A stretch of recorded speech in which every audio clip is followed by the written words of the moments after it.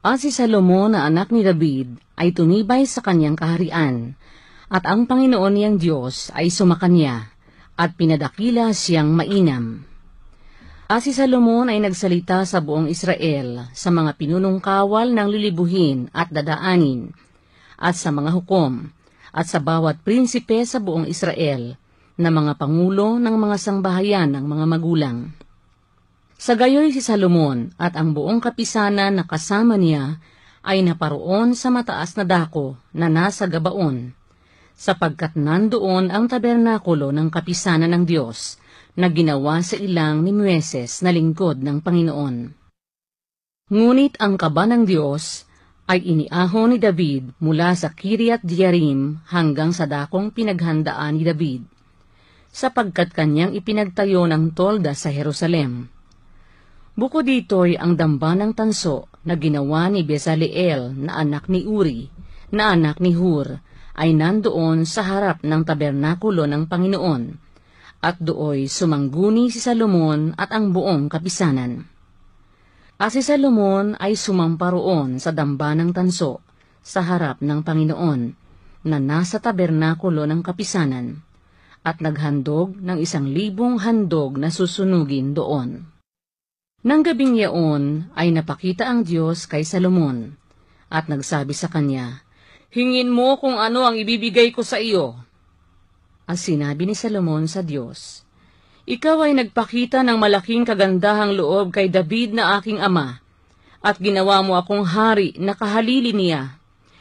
Ngayon, O Panginoong Diyos, itatag mo ang iyong pangako kay David na aking ama, sapagkat ginawa mo akong hari sa bayang gaya ng alabok ng lupa sa karamihan. Bigyan mo ako ngayon ng karunungan at kaalaman, upang ako'y makapaglabas pumasok sa harap ng bayang ito, sapagkat sinong makahahatol dito sa iyong bayan na totoong malaki?" At sinabi ng Diyos kay Salomon, "Sapagkat ito ang sumaiyong puso, at hindi ka humingi ng kayamanan, pag-aari o karangalan, o ng buhay man ang nangapopuot sa iyo, o humingi ka kaya ng mahabang buhay, kundi humingi ka ng karunungan at kaalaman sa ganang iyong sarili, upang iyong mahatulan ang aking bayan, na aking pinaggawan sa iyo na hari. Karunungan at kaalaman ay nabigay sa iyo, at bibigyan kita ng kayamanan at pag-aari at karangalan, na walang hari na una sa iyo na nagkaroon ng ganyan, o sino man ay magkakaroon ng gayon pagkamatay mo."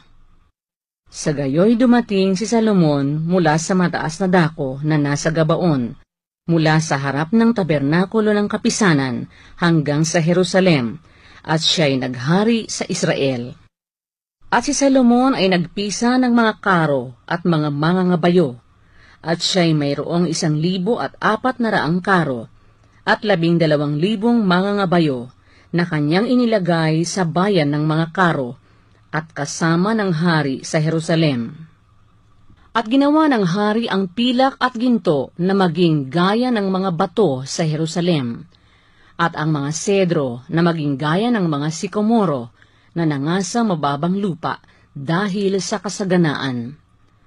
At ang mga kabayo na tinatangkilik ni Salomon ay inilabas sa Ehipto.